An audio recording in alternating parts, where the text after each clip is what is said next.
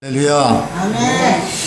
아멘. 요거 동영상을 찍은 지 얼마 안 되는데 우리 결석하신 분들에게 주보와 함께 이거를 찍어서 이렇게 보냅니다. 근데 따로따로 하는 것보다는 지난주서부터 이렇게 좀 한꺼번에 올려서 결석하신 분들도 우리 단톡방에 올라와서 이걸 보고 또 듣고 하는 시간을 갖도록 하면 좋겠다는 그런 생각이 들었습니다. 그리고 우리 여러분, 사경회가 그저 이렇게 지나가는 그런 행사가 아닙니다. 붕어빵 또 뭐 한 석주에 한 번씩 뭐 이렇게 한 몇 달 만에 한 번 하는 그런 행사가 아니고, 우리가 한번 죽기 살기로 한번 기도하고 이 기간에 그저 똑같은 그저 목사의 그저 말씀이라 할지라도 정말 한번 우리가 한번 신령과 정성을 다해서 다른 때보다는 더 좀 기도라도 한번 더 하고, 그렇게 해서 한번 우리가 좀 살자는 겁니다. 지금 여러분 말 안 해서 참 우리 교회가 심각합니다. 담임 목사는 알지 않습니까? 뭐 그렇다고 해서 뭐 어디 그냥 넘어가고 그런 건 아니라 할지라도 우리가 참 열심을 내야 됩니다. 열심을. 1년에 한 번 하는 그런 사경회인데 그저 그런가 보다 이렇게 하는 게 아니라 죽기 살기로 한번 나와서 그 10번 못 나와야 한번 죽기 살기로 한다면은, 그리고 10번 그 헌금 내는 것도 그래요. 헌금 그저 한 사람이 그저 10,000원씩 해서 10만 원이라 봐요. 그거 솔직한 얘기로 그것 때문에 헌금하자는 건 아니잖아요. 예배를 드리면서 예물을 드리라고 그랬으니까 하는 것이고, 여러모로 볼 때 아이고 이번에 또 기회도 좋구나, 내가 한번 힘껏 해보겠다, 이렇게 해야지. 이것저것 계산하고 아이고 이거 뭐 우리가 한 16명 7명 참석을 했는데 헌금한 사람들은 뭐 몇 명 되지도 않는구나, 이게 아니에요. 이게 아니고 한번 이 기간에 우리가 한번 어떻게 쓰든지 한번 은혜를 받자 이겁니다. 은혜를 받자. 예전에 비하면 얼마나 우리가 모이는 그 횟수가 적습니까? 예전엔 1년에 그저 한 3박 4일씩 그냥 3일이나 4일씩 그저 부흥회도 하고 막 이러는데 왜 이렇게 지금 열심들이 없는지 모르겠어요. 열심들이 없는지. 오늘 이 다니엘에 대해서 우리가 뭐 참 선지자 또 참 사명자인 그런 다니엘을 우리가 한번 생각해 보겠습니다. 이 신앙생활을 하는 사람이 이 현실과 부딪혔을 때 가장 먼저 느끼는 게 무엇이겠습니까? 그것은 예수 믿는 사람으로서 사회생활을 만족스럽게 하는 것이 얼마나 어려운 일인가를 이렇게 절감하는 겁니다. 백선영 선생님 조금 오른쪽으로 가세요. 요즘 항상 그저 정말 그렇죠. 믿음으로 살려는 의지가 강한 사람일수록 사회생활에서 더 큰 이렇게 난관에 직면하게 됩니다. 그렇기 때문에 우리 그리스도인들의 생활 자세는 세상 사람들과는 달라야 합니다. 우리는 분명한 이렇게 국가관과 사회관을 가지고 이 세상을 살아야 됩니다. 그렇지 않으면은 복잡 다단하고 부패한 이 세상을 올바르게 살아갈 수가 없습니다. 어떻게 하면 이 시대에서 우리가 성공적인 그런 삶을 살 수가 있겠나? 어떻게 하면 우리가 택함을 받든지 뭘 어쨌든 간에 이왕이면 이 세상에 나왔는데 사회적으로든지 특별히 우리가 택함받은 백성이라 그러는데 어떻게 하면 우리가 성공적인 그런 크리스찬으로서 살 수가 있을까? 어떻게 하면 우리가 삶을 살다 보면은 긍정적이고 생산적인 그런 삶으로 이끌어 갈 수가 있겠는가? 오늘 이 문제 해결을 갖다 얻을 수 있는 가장 좋은 방법은 앞서 걸어간 그런 믿음의 선배들의 발자취를 우리가 성경에서 짚어보는 겁니다. 그분들의 생애를 통해서 하나님이 우리에게 주시는 교훈을 발견할 수가 있기 때문이에요. 특히 믿음의 조상 다니엘은요, 이 사회를 살아가는 우리들에게 모범을 주는 그런 선배입니다. 따라합시다. 선배님. 따라합시다. 선배님. 선배님. 도와주세요. 도와주세요. 네. 이 다니엘은 주전 600년경에 살았던 그런 인물로서 우리 예전에 성경 일독학교 때 최근에 이렇게 들은 것들 기억이 날 겁니다. 불과 15세 전후의 나이에 바벨론의 불모로 잡혀갔던 사람입니다. 기억이 나시죠? 또한 이 사람이 생전에요, 자기 고국 땅 한번 밟아보지 못했어요. 평생을 이국 땅에서 살았습니다. 그럼에도 불구하고 이 이 사람이 바벨론에서 어떠한 자세로 또 어떠한 그런 정신과 어떠한 무장을 가지고 살았는지를 아는 것이 매우 중요한 거예요. 이것이 곧 하나님께서 우리에게 가르쳐준 그런 진리고 교훈입니다. 다니엘에 대해서 우리가 네 가지 관점에서 우리가 한번 살펴보도록 하겠습니다. 첫째로 다니엘은 현실적인 사람이었어요. 따라합시다. 현실적인 사람이다. 당시에 그가 처해 있던 그런 환경은 하나님이 없는 그런 사회였습니다. 그 나라는 온 그저 천지가 죄악으로 캄캄했고 더럽고 추악한 냄새만이 이렇게 가득한 이방 국가였어요. 그럼에도 불구하고 이 다니엘이 90살이 넘도록 그 지역에서 살았고 또 정권이 4번이나 교체되는 그런 정치적인 혼란 속에서도 가장 영향 있는 그런 지도자로 이렇게 살아남았던 겁니다. 이 사람이 바벨론을 떠나려고 그저 몸부림을 치지도 않았고요. 또 자살을 기도하지도 않았습니다. 언제나 그저 바벨론 안에 있었어요. 이분은 현실을 직시하면서 살아갔던 그런 사람이었습니다. 이 사회는 하나님이 주신 그런 제도입니다. 우리 사람들이 막 이끌고 뭐 이렇게 만들고 생각한 게 아니라 하나님이 주신 사회예요. 그곳에서 우리가 살아가고 있죠. 그 속에서 우리는 인간으로서의 기능을 수행하고 있습니다. 이 하나님은 사회 속에서 그의 택하신 그런 자녀들을 만나고 그 사회를 통해서 하나님의 뜻이 이루어지길 원하십니다. 우리는 사회가 선하냐 뭐 악하냐 이걸 따져볼 필요가 없어요. 왜냐하면 사회 자체는 악한 것도 아니고 선한 것도 아니기 때문입니다. 사회를 구성하는 그런 인간이 악하기 때문에 사회가 악해진 거예요. 비록 이 사회는 갖가지 문제를 안고 있고 또 헤아릴 수 있는 그런 죄악들이 쉴 사이 없이 일어나고 있지만은 그 사회 속에서 우리가 살아가고 있는 겁니다. 사회를 떠나서는요 우리가 존재할 수 없습니다. 그렇기 때문에 도피주의는 우리 기독교의 본질이 아닙니다. 이제 에라 부찬타 이 험한 세상 산으로 가는 그런 본질이 우리 기독교가 아니라는 거예요. 또 세상을 싫어하는 그런 염세주의도 우리 기독교가 가르쳐주는 그런 이 사상이 아니에요. 뭐 허무가나 부르면서 나그네 인생이나 또 적당히 살고자 하는 그런 식의 그런 책임감이 없는 그런 삶은요 예수님이 가르쳐 주신 적이 없습니다. 우리는 현실 안에 있는 겁니다. 현실 안에. 또 그래서 우리가 현실 속에서 살아야 되는 겁니다. 이것이 크리스찬들의 바른 생활 태조입니다. 둘째로 다니엘은 적극적인 신앙인이었어요. 따라합시다. 적극적이다. 다시 한번 크게 적극적이다. 그는 바벨론 사회에서 억지로 목숨을 연연했던 그런 사람이 아니었습니다. 그는 적극적으로 정치계에 뛰어들었어요. 그리고 자신의 그 맡겨진 직책에 따라서 최선을 다한 사람입니다. 자기 민족도 아닌 그런 이방 국가를 위해서 이 사람이 모든 것을 다 바쳤어요.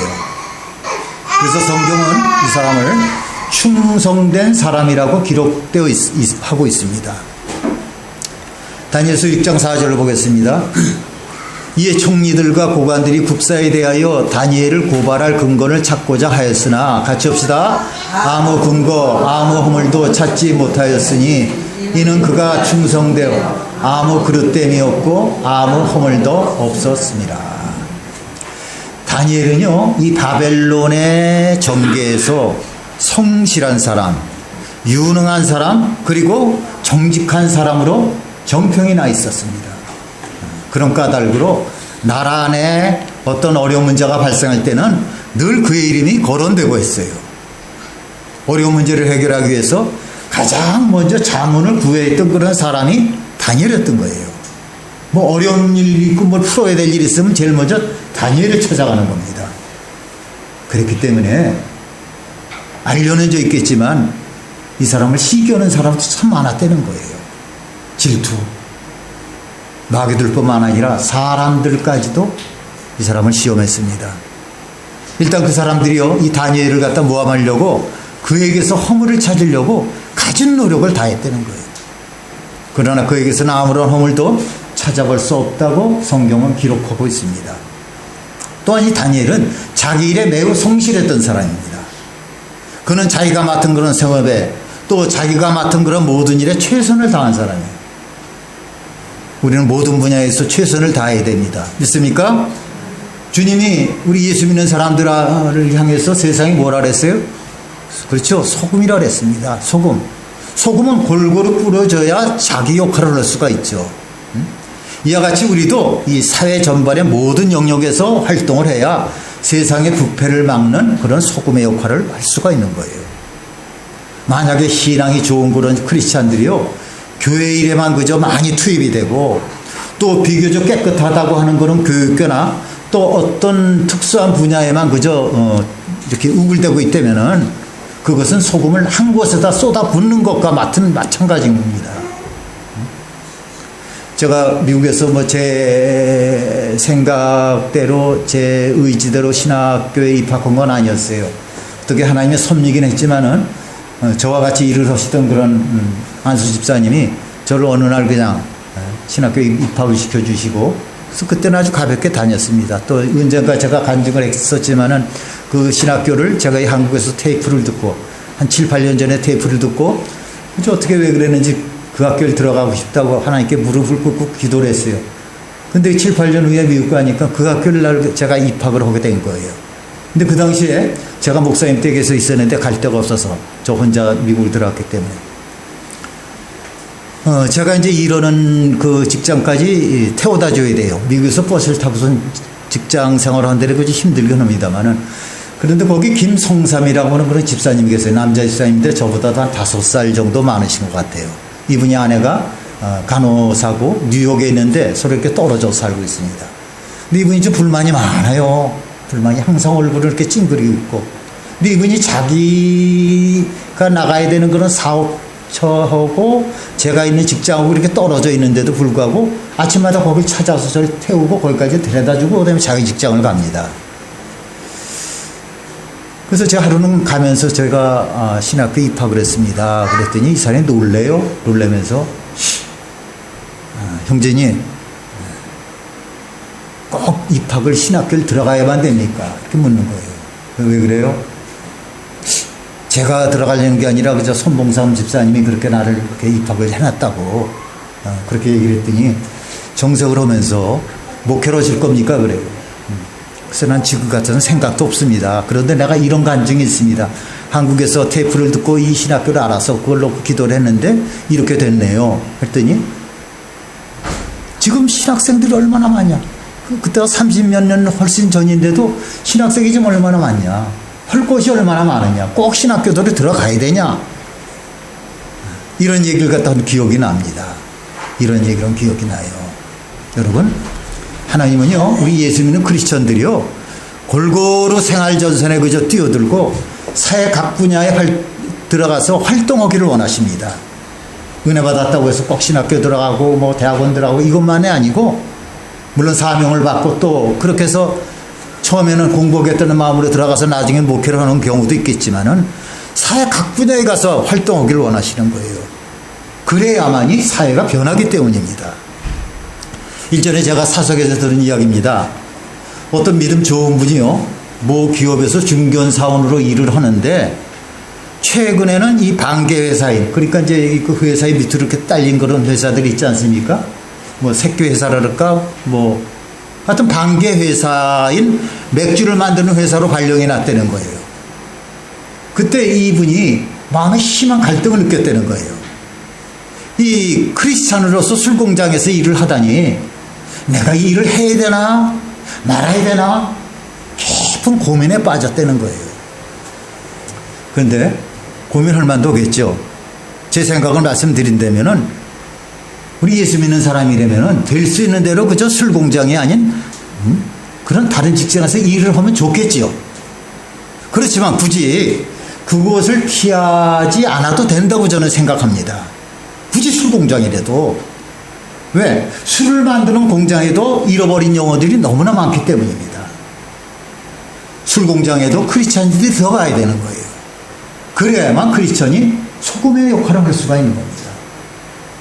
연예계도 또 흔히 또 부패했다고 하는 그런 경제계에도 우리 크리스찬들이 들어가야 되는 겁니다. 신앙생활하기 어려운 그런 정치 교회도 뛰어들어가야 되는 거예요. 이것이 하나님께서 우리에게 가르쳐 주신 그런 생활 태도예요. 다니엘은 이런 원칙을 잘 지켰던 사람입니다. 우리도요, 다니엘처럼 어떻게 해서든지 맡은 일에 최선을 다해야 되는 겁니다. 정직해야 돼요. 유능해야 됩니다.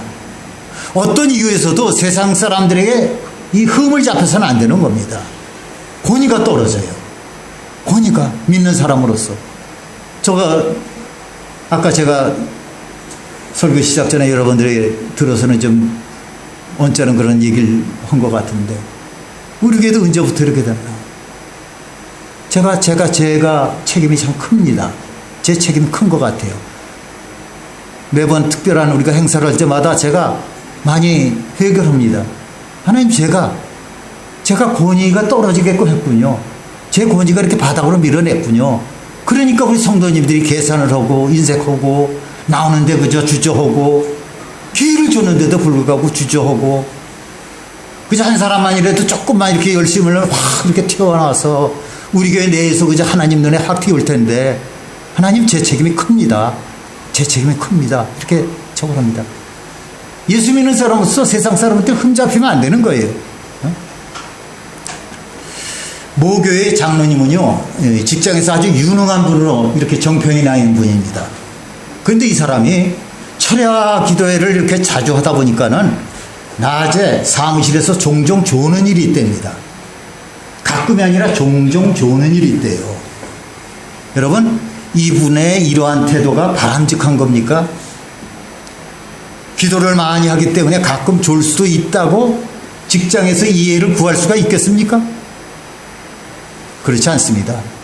졸아서는 안 되는 거예요. 마땅히 졸지 않는 범위 내에서 기도를 해야 되는 거예요. 될 수 있는 대로 세상 사람들에게 조그마한 그런 허물이라도 잡히지 않는 것이 하나님에 대한 그런 바른 태도인 거예요. 우리가 잘 알다시피 성경에는 일하기 싫으면 먹지도 말라는 그런 말씀이 있습니다. 또 무슨 일을 하든지 마음을 다하여 주님께 하라고 하는 그런 말씀이 있죠. 여기서 무슨 일이라고 하는 그 단어가 뜻하는 것은요, 노예 생활에서부터 왕의 직무까지, 즉 모든 일이 다 포함되는 거예요. 무슨 일이라고 하는 것이. 우리는 무슨 일을 하든지 마음을 다해서 일을 해야 됩니다.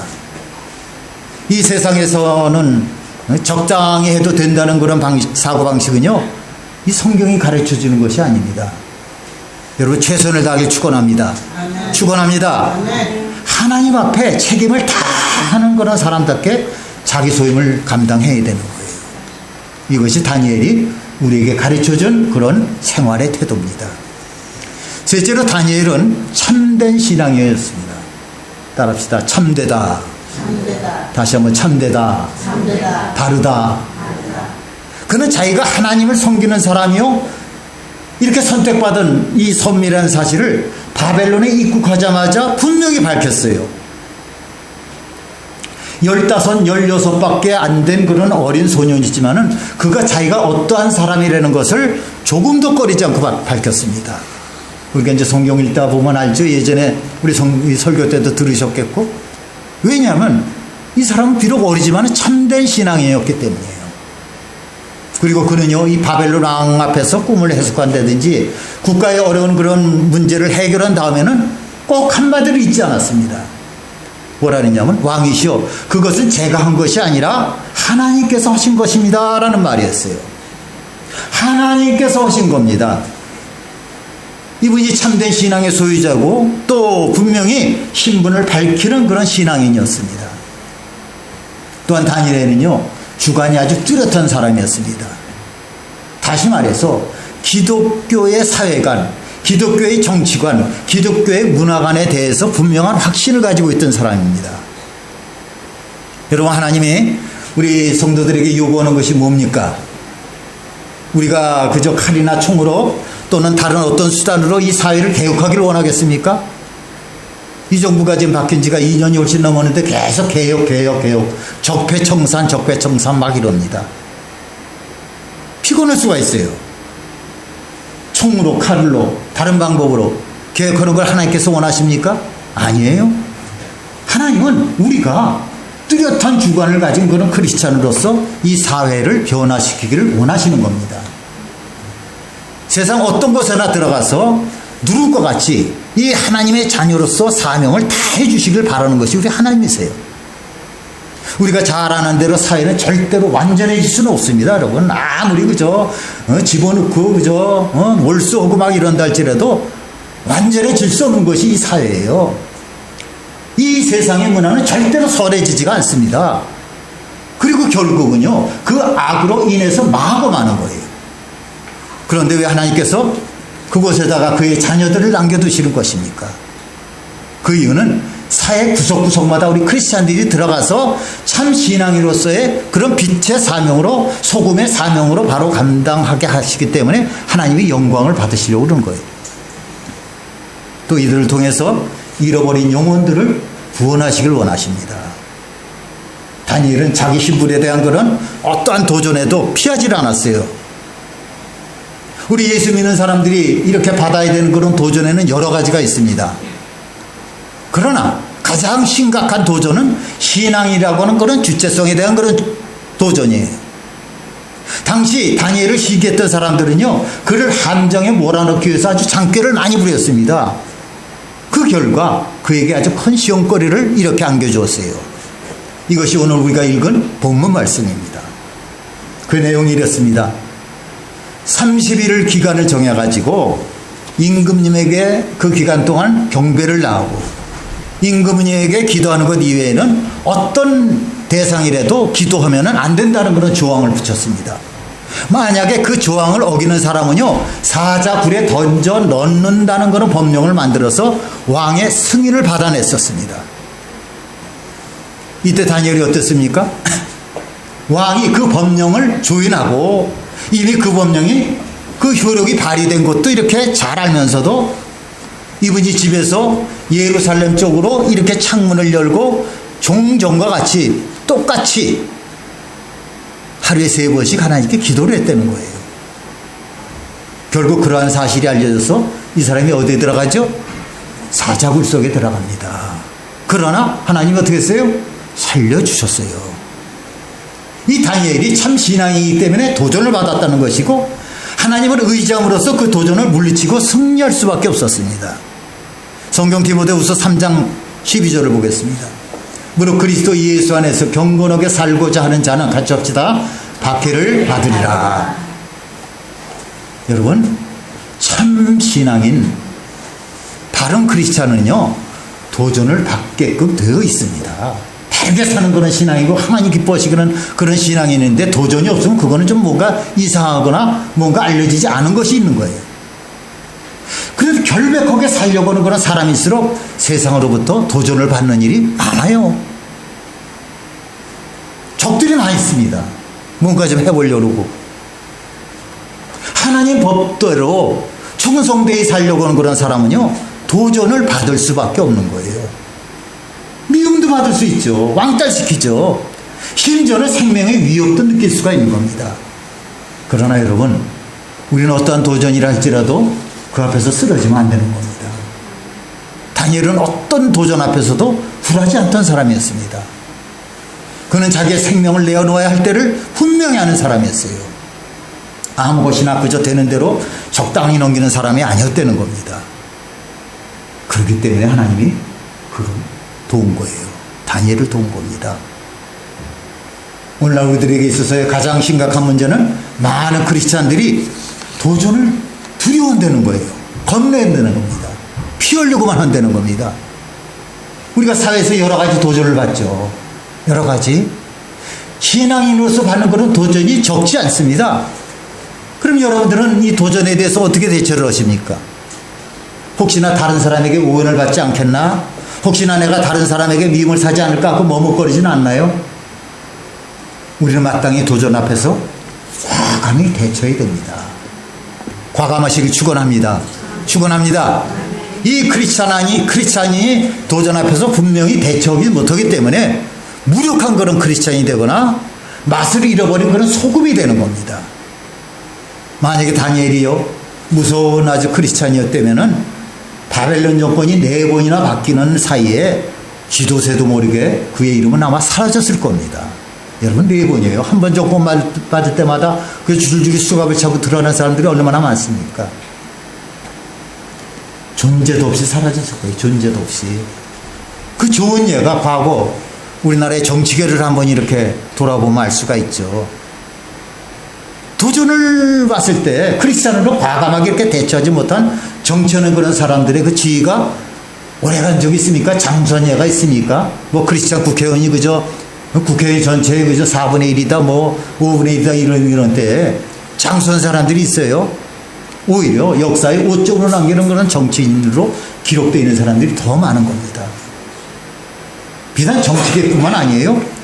우리 사회의 밑바닥에서 지극히 작은 일을 하는 그런 사람의 경우도 마찬가지예요. 세상으로부터 도전이 올 때 우리는 받아들여야 되는 거예요. 우리가 부족하고 연약하다 보니까는 받아들이면서도 힘들게, 아, 이게 고난이로구나, 이게 고통이로구나, 이게 언제 갈까. 우리가 사람이기 때문에 그런 생각을 할 수가 있습니다. 그러나 과감히 대처하라고 그랬어요. 이것이 옳고 바른 신앙입니다. 우리가 잘 알다시피 예수님이 공생애 전에 뭐 했어요? 직업이 뭐 했어요? 목수였죠. 목수였지만은 목수로서의 생을 살지 않으시고 하나님으로서 이 세상을 사셨습니다. 하나님으로서. 바울이 유능한 그저 천막 기술자였습니다. 하지만 그는 천막 기술자로 이 세상을 살지 않았어요. 그는 이방의 복음을 전하는 그런 그리스도의 제자로서 살았습니다. 베드로는 갈릴리의 유명한 그런 유능한 어부였습니다. 그러나 그는 어부로서의 인생을 끝내지 않고 그리스도를 증거하는 하나님의 도구로 쓰임을 받았던 겁니다. 루디아, 우리 루디아 식구들이 있죠. 루디아는 고급 옷감을 장사하던 그런 연약한 그런 여인이었습니다. 그러나 이 사람이 교회를 갖다 개척했고 하나님의 사랑을 공급하는 그런 예수님의 도구가 되었던 거예요. 크리스찬들은요, 이 사회에 적극적으로 이렇게 참여해야 하지만은 세상에 동화돼서는 안 됩니다. 기회가 있으면 들어가서 일을 하고 사명을 감당해야 되지만 거기서 물들어가지고 세상과 동화된다. 적극적으로 세상을 살 때 세상과 버타여 살면 안 되는 겁니다. 하나님이 우리에게 무엇을 갖다 원하시는가를 우리가 분명히 분별하면서 살아야 되는 거예요. 다니엘처럼 그저 현실적으로 적극적으로 참된 신앙인의 생활을 한다는 것이 쉬운 일은 아닙니다. 아주 어려운 일이에요. 다니엘도 우리가 똑같은 그런 사람입니다. 똑같은 사람이에요. 그렇다면 그가 어떻게 이 어려운 그런 과업을 90평생 조금도 빈틈없이 해낼 수가 있었겠습니까? 그에게는요, 남모르는 그런 비장의 무기가 있었습니다. 그것이 뭐예요? 비장의 무기가 뭐예요? 괜찮아요. 틀려도 괜찮으니까. 뭐 이것저것 다 맞을 수도 있고. 우리가 그래도 제일 강조하는 게 뭡니까? 크리스찬들이 기도지요. 비장의 무기가 기도입니다. 네 번째로 다니엘은 무시로 기도에 힘쓴 사람이었어요. 따라합시다. 기도에 힘쓰자. 기도에 힘쓰자. 이 사람은요, 잠깐 피했다가 햇살이 내리쬐면은 금방 시들어버리는 꽃과 같은 그런 신앙인이 아니었습니다. 급할 때만 그저 잠깐씩 기도하는 그런 사람도 아니었어요. 아무리 가뭄이 심해도 뿌리를 땅속에 깊이 그저 박아놨기 때문에 어디서 끓어오를지 모르는 그런 깊은 샘물을 이렇게 빨아올리면서 독야청청하는 그런 나무와 같이 언제나 기도의 능력을 깊이 체험하면서 살았던 사람입니다. 이 사람은 기도의 골방을 가지고 있었어요. 여러분, 뭐 기도의 방, 그래서 그저 방이 우리는 하나밖에 없는데 둘밖에 없는데 이게 기도의 이 개수를 얘기하는 게 아닙니다. 이번에는 기도의 시간이 있었습니다. 하루에 3번. 그러나 이것은 다니엘이 3번만 기도했다는 것이 아니에요. 특별히 공식적으로 예루살렘 쪽으로 창문을 열어놓고 기도한 것이 하루에 3번이라는 거예요. 여러분, 새벽이나 아침에 드리는 기도가 참 중요합니다. 아까도 말씀드렸지만 우리가 어찌 한 치 앞을 내다볼 수가 있나요? 하루 일 중에서 우리가 어떤 일이 일어날지 모르는 그런 불투명한 그런 앞일을 놓고 우리는 기도해야 되는 겁니다. 하루에 첫 시간을 하나님께 무릎을 꿇어놓고, 하나님, 오늘 제 스케줄이 이렇습니다. 이렇습니다. 하나님 인도해 주세요. 또 밤에 잘 때도 하나님 오늘 제가 이런 일 했고 여기도 갔고 이런 일도 있었고 저런 일도 있습니다. 알아놓은 겁니다. 그저 대화하는 것처럼. 그리고 잘못된 거 있으면 거기서 회개를 하고 자백을 하고. 여러분 자다가 죽은 사람도 얼마나 많습니까? 그래서 거기서 목욕한 사람은 그저 발만 씻으면 된다 그러는데 하나님께 무릎을 꿇든지 편한 자세로 하나님 내가 이랬습니다. 하나님 감사합니다. 이런 건 내가 잘못했습니다. 이렇게 회개를 하고 이렇게 계산을 하고 잠을 든다면은 그 밤에 하나님께서 나를 갖다 데려간다 해서 내가 하나님을 만난다면요. 하나님께 헐만하 있지 않겠습니까? 헐만하 있지 않겠어요? 세임을 할 때 하나님 제가 이랬습니다. 그걸 하지 않고선 그냥 매번 그냥 잠자리에 누는다면은 우리가 어떻게 하늘나라 가서 하나님을 볼 수가 있겠습니까, 여러분?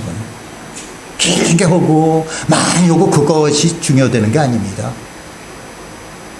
내 확실한 그런 의사를 하나님께 말씀드리고 뭔가 잘못됐던 그런 성패를 하나님께 말씀드림으로 말미암아 하나님께 보고하고 또 회개할 건 회개하고 셈할 건 셈을 해야 되는 거예요. 그럼 될 수 있으면 그거를 다시금 범하지 말자. 어떤 상황 속에서 붙잡아 주시고요. 세워주시는 그런 하나님의 인도함을 그렇게 받으려면요. 아침에 일찍 일어나서 기도하는 것이 참으로 귀한 겁니다. 다니엘이 그걸 알았어요. 그걸. 그렇지 않았다면요. 이 사람이 어떻게 그 바벨론에서 또 페르시아에서 어떻게 4번이나 정권이 바뀐 데서 견딜 수가 있었겠습니까? 특별히 적들이 이렇게 많았는데도. 다니엘이 바벨론 왕을 이길 수 있던 그런 비결이 뭐예요? 이 다니엘을 꺾으려고 가진 술책을 다 부리는 그런 이 정치가들 속에서 건재했던 그런 비결이 어디에 있나요? 해답은 자명하죠? 이 사람이 하나님 앞에서 뭘 꿇었어요? 무릎을 꿇고 뭘 했어요? 기도하는 그런 비결이 있었다는 겁니다. 기도로 말미암아 그가 일생 동안 변함없는 하나님의 충성된 그런 종으로서 증인으로서 바벨론에서 살아남을 수가 있었습니다. 여러분 기도가 뭡니까? 불행하게도요 많은 그런 크리스찬들이 기도가 무엇인지를 모르고 있습니다. 기도는 뭐냐? 하나님 앞에 나아가는 겁니다. 이해가 되시죠? 하나님 앞에 나아가는 거예요. 조용히 눈을 감고 하나님의 보좌 앞에 엎드려서 그분의 거룩한 옷자락에 입을 맞추는 거예요. 자비하신 그분의 품에 포근히 안기는 것이 기도입니다. 여러분들도 경험하셨을 거예요. 기도를 그렇게 쉬지 않는 사람들은 기도를 하는데 그저 솜털로 만든 그 깃털로 만든 그런 아주 가벼운 그런 호디불로 이렇게 감싸주는 그런 느낌들을 받지 않습니까, 여러분? 포근하고 하나님, 이게 하나님 품이군요. 하나님 얼마나 좋습니까? 얼마나 고통이 있다 할지라도 하나님이 이렇게 위로해 주시는군요. 이렇게 평안을 주시는군요. 포근하게 안기는 것이 기도예요. 하나님 내 마음을 갖다 꿰뚫어 보시고 내 마음을 알고 계신다는 그 감미로움을 느끼는 것이 기도입니다. 어떻게 하나님이 이런 것까지 다 알고 계시나? 기도가 뭡니까? 어떨 때는 하나님 앞에서 눈물로 호소도 하고요. 어떤 때는 자기의 고통을 전부 다 그저 털어놓기도 하고 어떤 때는 자기 앞에 태산처럼 이렇게 버티고 있는 그런 문제를 놓고 하나님과 씨름을 하기도 하는 것이 기도예요.